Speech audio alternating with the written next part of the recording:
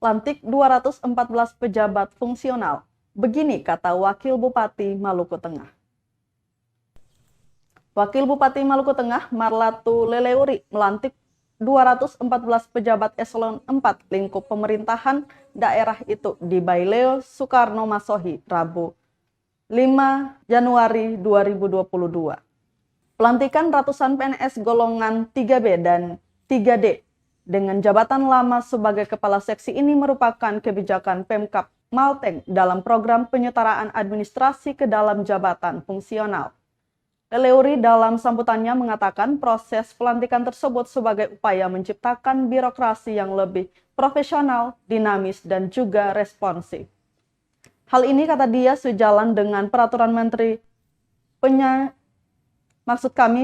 Pendayagunaan Aparatur Negara dan Reformasi Birokrasi nomor 17 tahun 2021 tentang penyetaraan jabatan administrasi ke dalam jabatan fungsional.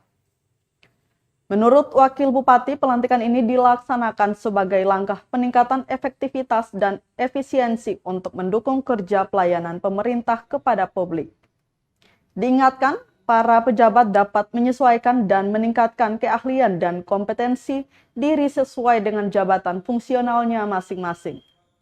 Transformasi jabatan, kata dia, akan memperkuat formasi jabatan fungsional, sangat diharapkan dapat mewujudkan efisiensi dan efektivitas birokrasi yang lebih dinamis pada struktur organisasi di Pemda Malteng.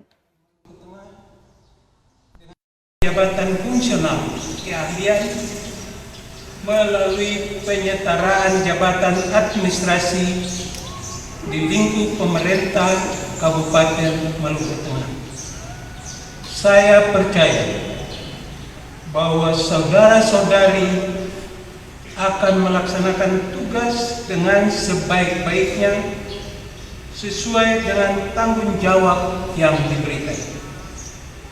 Semoga Allah Subhanahu wa Ta'ala, Tuhan Yang Maha Esa, bersama kita. Wakil Bupati Maluku Tengah, Marlatu Leleuri. Penandatanganan. Terima kasih sudah nonton.